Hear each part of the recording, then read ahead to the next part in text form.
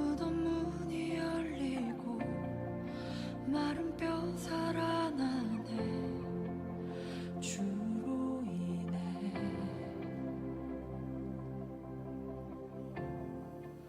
우리 지지난주에 수요일에 우리는 이 본문을 가지고 첫 번째 씨 뿌리는 비유에 대해서 말씀을 보았습니다. 예수님께서는 7번에 걸쳐서 비유로 가르치시기를 시작했습니다. 오늘 본문 2절과 3절에도 이에 예수께서 여러 가지 비유로 가르치시니 그 가르치시는 중에 그들에게 이르시되 들으라. 씨를 뿌리는 자가 나가서 이렇게 시작합니다. 여러 가지 비유로 가르치셨다. 7가지를 가르치시는데 오늘 첫 번째 그 비유로 가르치는 비유가 씨 뿌리는 비유이지요. 우리가 읽지는 않았지만 4장 33절 34절에 이렇게 표현하고 있습니다. 바로 4장 33절과 34절 우리 같이 읽어봅니다. 시작. 예수께서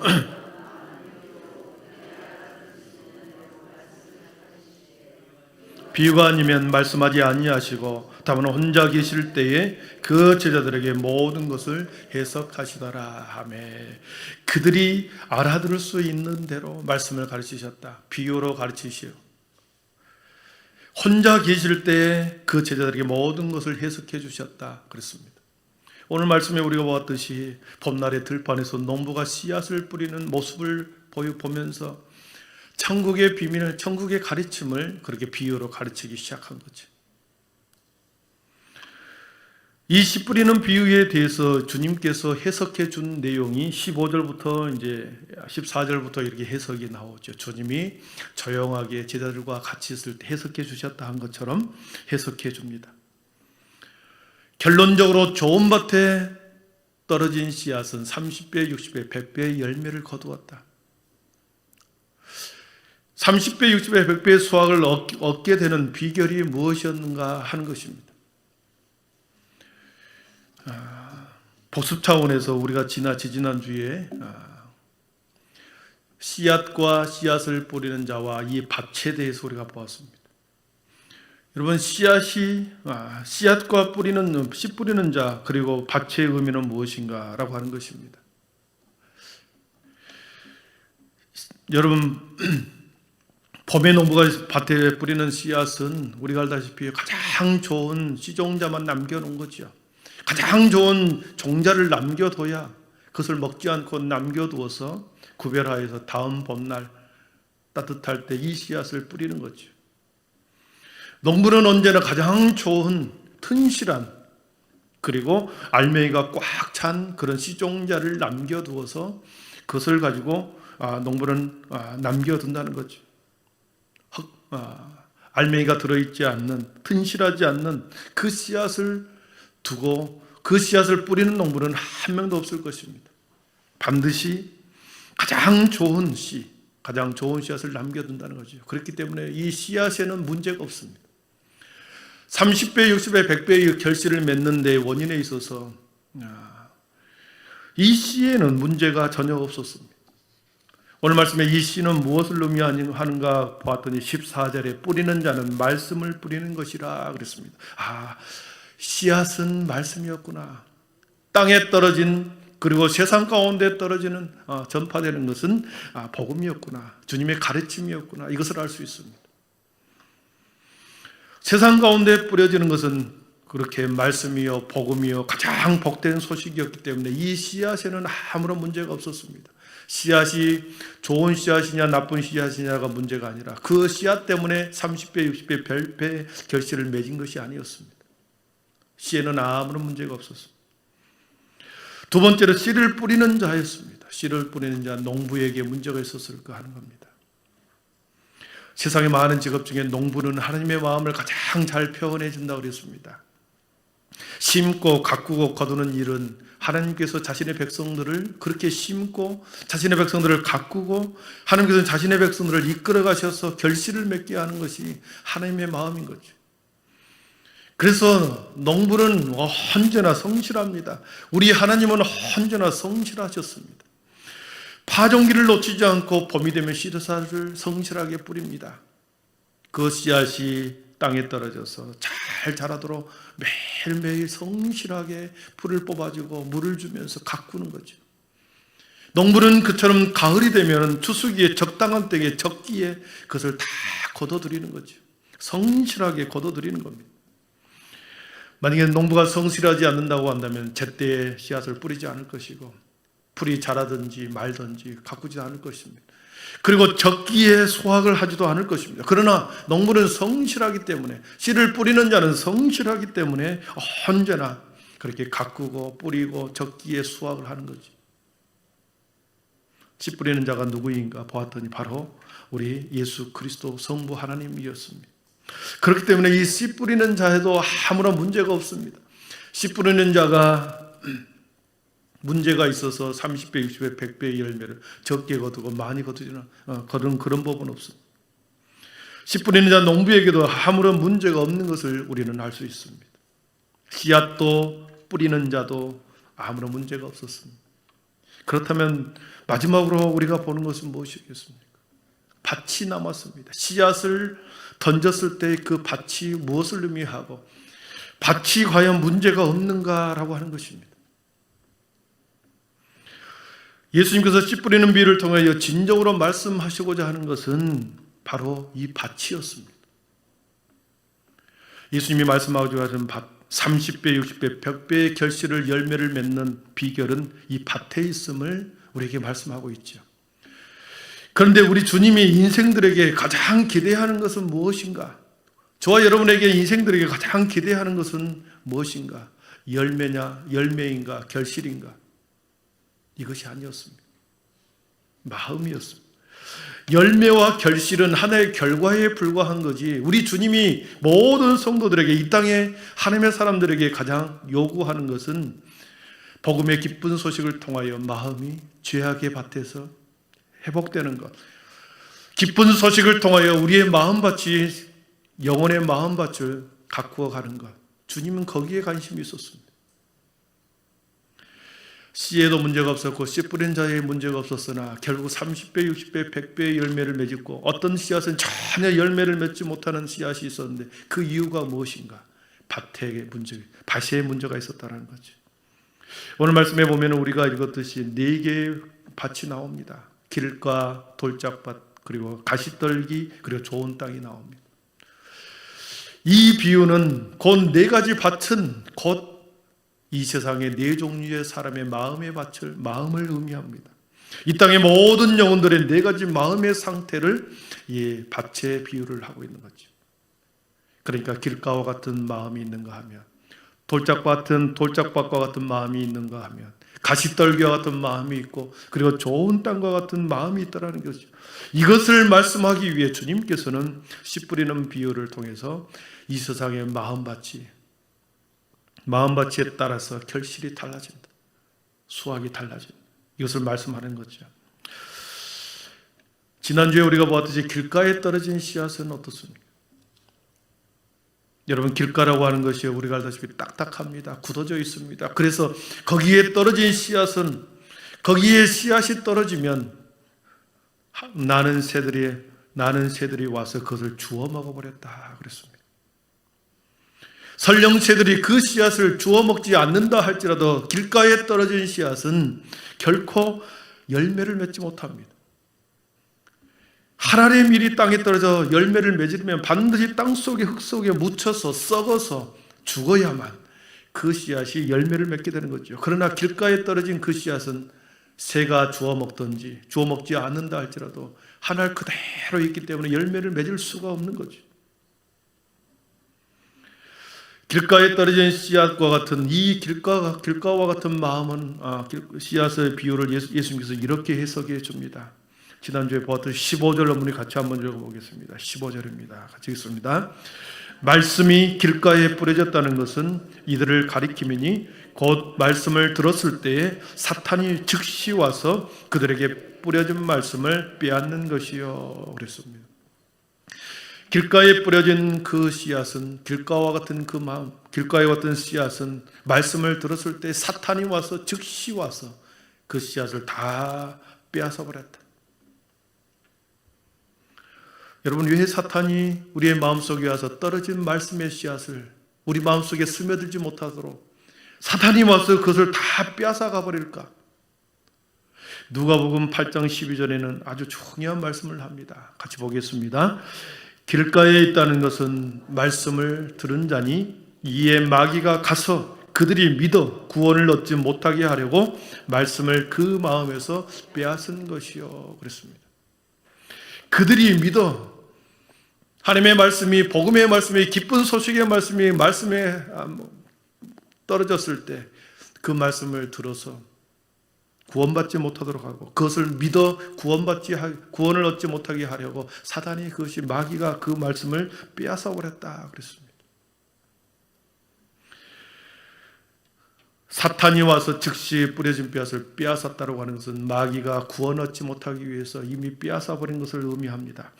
여러분, 사탄은 말씀이 우리 안에 심겨지는 것을 너무나도 싫어합니다. 사탄은 마음밭에 뿌려져 자라고 열매 맺는 것을 가장 싫어하는 것이 사탄입니다. 어떻게든 사람들에게 말씀을 빼앗으려고 합니다.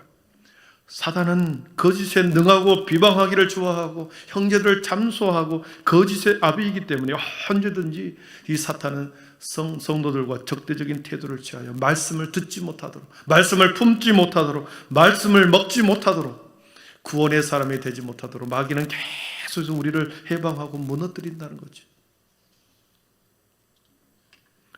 여러분, 이 길가와 같은 마음, 이 말씀이 들어왔을 때 이 말씀을 받지 못한 길가와 같은 마음은 어떤 상태의 마음일까 하는 것입니다. 이것은 우리 마음속에 수많은 세상의 지식, 철학, 이론, 지식들과 같은 세상의 유전, 세상의 지식, 가치관들로 가득 차서 하나님의 말씀이 들어올 공간이 없다는 거죠.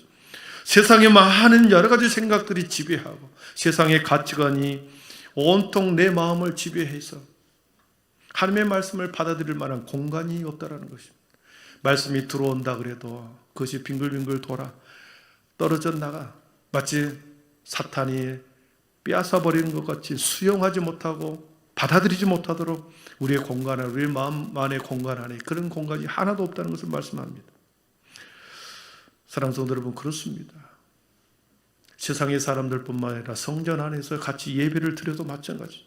하나님의 말씀이 떨어져도, 하나님의 말씀이 전해져도 이것이 진정 하나님의 말씀인가 곰곰이 생각하고 그리고 간절히 사모하면서 이 말씀이 그러한가, 베레아 사람들처럼 그렇게 고민하고 이 말씀이 나에게 주는 생명의 말씀이다 받아들인가 하면 전혀 말씀을 수용하지 못하는 그런 경우가 있더라는 거죠. 사람의 마음이 강팍해지면, 마음이 딱딱해지면, 길가와 같이 단단해져 버리면 어떤 말을, 어떤 은혜의 말씀을 선포해도 마음이 강팍하면 그 말씀이 스며들지 못하는 것이죠. 그렇기 때문에 히브리서 4장 7절에 너희가 그의 음성을 듣거든 너희 마음을 강팍하게 하지 말라 그랬습니다. 그의 음성을 듣거든, 하나님의 말씀을 듣거든 너희의 마음이 강팍하여서 그 말을 듣지 못하도록 거부하지 말아라, 그거죠. 사람이 왜 단단하게, 왜 사람의 마음이 강팍해지겠습니까? 사람이 왜 마음이 단단해질까요? 하나님의 뜻에, 하나님의 말씀에 순종하지 않기 때문에 그렇습니다. 하나님의 말씀에 순종하지 않기 때문에. 분명히 모든 사람들이, 기도하는 모든 사람이 저것은 하나님의 뜻입니다, 하나님께서 일하셨습니다, 하나님의 뜻입니다 말하는데 본인만 아니라고 말하는 경우가 있다는 거죠. 이기적인 마음, 각박한 마음, 단단한 마음, 자기중심으로 꽉 차 있어서 그것을 하나님의 말씀을 말씀대로 하나님의 뜻으로 받아들이지 못하는 그 마음이 강팍한 마음인 거죠. 그래서 사탄이 그 말씀이 떨어지는 그 순간에 다 빼앗아 가버리는 것이죠. 그러면 마귀의 계교를 알기 때문에 우리는 날마다 깨어 마귀를 대적해야 할 줄 믿습니다. 두 번째로 오늘 밤에 말씀드리고자 하는 것은 돌밭에 떨어지는 씨앗의 말씀입니다. 예수님께서 두 번째로 비유로 두 번째 마음밭에 대한 것을 이렇게 말씀합니다. 5절 6절에 보시면 더러는 흙이 얕은 돌밭에 떨어짐에 흙이 깊지 아니하므로 곧 싹이 나오나 해가 돋은 후에 타서 뿌리가 없으므로 말랐고 그랬습니다. 여러분 5절을 다시 보면 흙이 얕은 돌밭이 나옵니다. 흙이 얕은 돌밭. 그럼 밑에는 돌로 가득 차 있고 그 위에 흙으로 살짝 덮어놨다는 거죠. 밑에는 시멘트로 다 단단하게 만들어 놓고 위에 흙을 살짝 덮어놨다는 거죠. 흙이 얕은 돌밭. 겉은 흙으로 덮여 있으나 흙이 너무나도 얕고 살짝만 파보면 그 속에 돌로 가득해 있는 것. 그것이 바로 흙이 얕은 돌밭. 거기에 씨앗이 떨어진다. 흙이 얕은 돌밭과 같은 마음은 어떤 마음일까 하는 것입니다. 우리 주님께서는 이렇게 해석해 주었습니다. 우리 16절 17절 같이 읽어봅니다. 16절 17절입니다. 또 이와 같이 돌밭에 뿌려졌다는 것은 이들을 가리킴이니 곧 말씀을 들을 때에 즉시 기쁨으로 받으나 그 속에 뿌리가 없어 잠깐 견디다가 말씀으로 인하여 환난이나 박해가 일어나는 때에는 곧 넘어지는 자요. 아멘. 여러분, 흙이 얕은 돌밭이라고 하는 것은 무엇을 말하겠습니까? 겉과 속이 다르다는 것을 알 수 있는 거죠. 겉을 포장한 것이었어. 마치 흙이 많이 있는 것처럼, 밑에 돌이 있음에도 불구하고 흙으로 가득 찬 것처럼, 예모는 흙으로 잘 덮여 있는 것처럼 보였어도, 전혀 문제가 없는 것처럼 보였어도, 이면에 살짝 들어가 보면 돌로 가득한, 내면이 돌로 가득해 있어. 돌덩이로 가득해 있는 마음, 언제든지 그 돌멩이를 꺼내어서 던질 수 있는, 공격할 수 있는 그런 악한 마음이 있다라는 거지. 그래서 겉과 속이 다른 이중의 마음을 가지고 있는 사람, 흙이 얕은 돌밭의 마음, 주님이 그것을 지적하고 있는 것입니다. 겉과 속이 다른 이중의 마음을 가지고 있는 사람에게는 어떤 열매도 기대할 수 없다. 오늘 말씀에 주님께서 해석해 주는 것은 신앙의 뿌리가 없기 때문에 말씀으로 인하여 환난과 박해가 오면 곧 넘어지는 자다 그랬습니다. 우리가 많은 성도님들의 부흥회 때나 청소년기 때 우리가 수련회를 다녀온 경험이 있을 것입니다. 부흥회 때나 수련회 때 보면 막 찬양을 뜨겁게 합니다. 옆에서 막 기도를 열심히 힘차게 합니다. 뜨겁게 찬양하고 기도하면서, 그리고 설교자의 엄청난 감동적인 설교로 인해서 큰 은혜를 받습니다. 큰 은혜를 받아 수련회와 부흥회 때 큰 은혜를 받은 사람들이 많지요. 분위기에 압도되어서 집회 당시에는 마음이 열고 큰 은혜를 받습니다. 그 은혜를 통해, 그 수련을 통해서 회심의 경험을 하는 사람들이 많지요. 회심의 경험, 거듭남의 경험, 내면의 변화가 일어난 사람이 많습니다. 그런가 하면 수련회 때, 부흥회 때 은혜를 경험했는데 그 찬양과 기도가 그 분위기 때문에, 감정의 기쁜 찬양의 감정 때문에 내가 요동하고, 분위기 때문에 휩싸여서 격한 감정으로 내가 은혜를 그런 회심으로 오해한 경우가 있더라는 거죠. 그런 경우에 시간이 지나면 점점 감정이 가라앉고 평정심을 찾아갈 때 드러나는 거죠. 한 달, 두 달 이렇게 시간이 지나면 말씀과 믿음의 뿌리가 없기 때문에 옛날의 모습으로 돌아갑니다. 그리고 환난이나 박해를 당하게 되면 곧 넘어지고 떠나가는 그런 돌짝밭 같은 마음의 소유자라는 것을 말씀합니다. 여러분, 우리가 진짜 신앙과 진정한 그리스도인, 가짜 신앙과 가짜 그리스도인을 우리가 언제 구별할 수 있을까요? 그렇습니다. 오늘 말씀대로 환난과 박해가 올 때 진짜 신앙과 가짜 신앙이 드러나는 겁니다. 평범한 일상에서는 구별되지 않는 우리의 믿음, 평범한 일상 가운데서는 결코 우리의 믿음과 신앙이 좋다, 나쁘다, 크다, 작다 말할 수 없나. 박해와 고난과 어려움이 당할 때 그 문제를 어떻게 받아들이고 그 문제에 대한 태도와 거기에 반응을 통해서 우리의 믿음이 있는 자인가 없는 자인가를 우리가 알 수 있는 거죠. 이번에 우리가 선거를 했습니다. 저는 너무나도 감동적인 한 사람이 있습니다.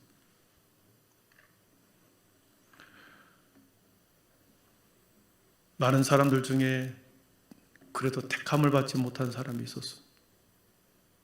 그 다음 주에 한 분이 교회에 건축 헌금으로 100만 원을 헌금하는 것이었습니다. 제가 알고 있거든요.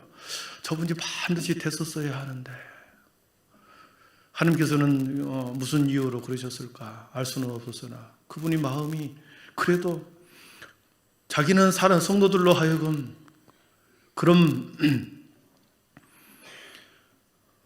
그럼에도 불구하고 자신의 마음을 그렇게 감사헌금으로 표현하더라는 거죠. 놀랍지 않습니까? 어떤 일이 끝났을 때 그것을 대하는 태도에 따라서 진정한 그 사람의 신앙과 믿음을 우리가 알 수 있는 거 아니겠습니까? 이 시대의 선지자라고 하는 에이저 토저 목사님이 나는 진짜인가 가짜인가라고 하는 책을 썼습니다. 저는 계속해서 옆에 두고 또 읽고 또 읽어 봅니다.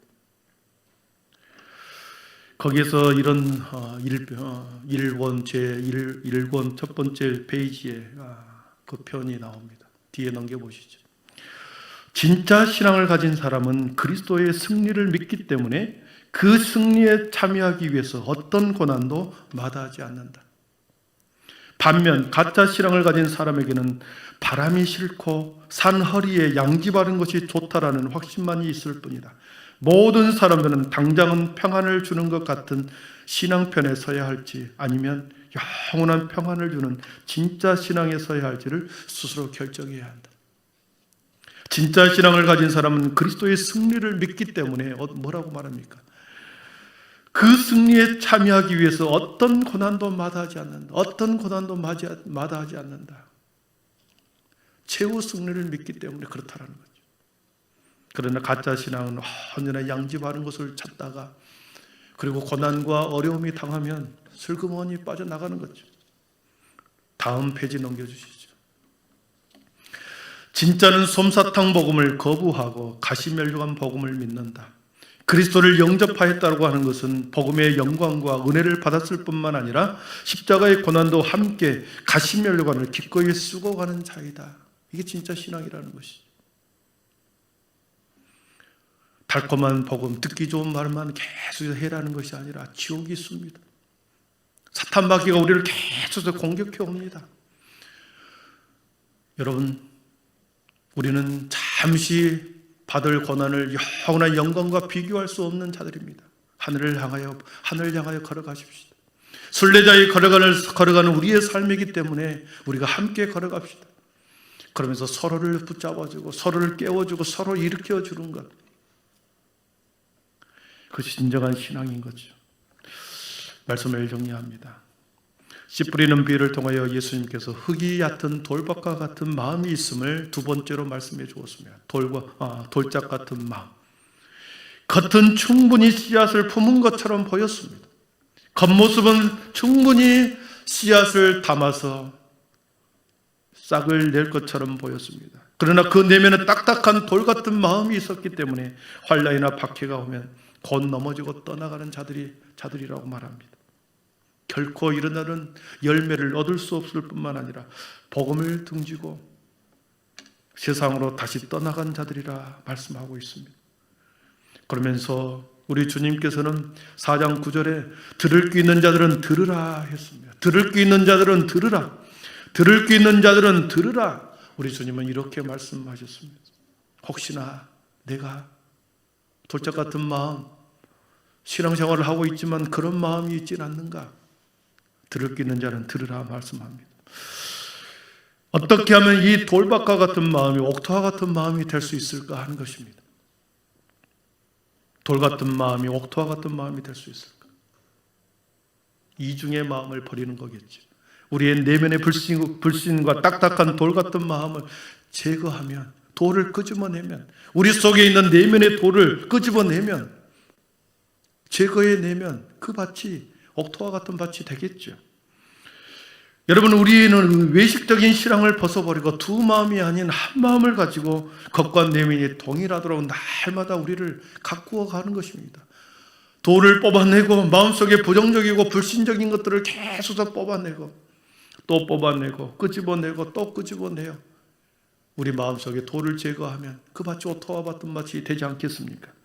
사랑하는 성도 여러분, 우리가 말씀을 듣는다라고 하는 것은 날마다 말씀을 우리의 마음속에 있는 돌 같은 마음을 말씀으로 끄집어내는 것을 의미합니다.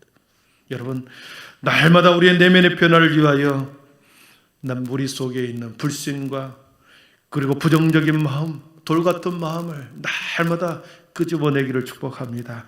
자기의 중심적이고 자기 부정적인 불신적인 이런 모든 것들을 제거해요.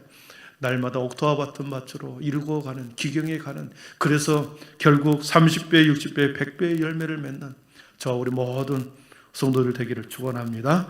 기도하겠습니다.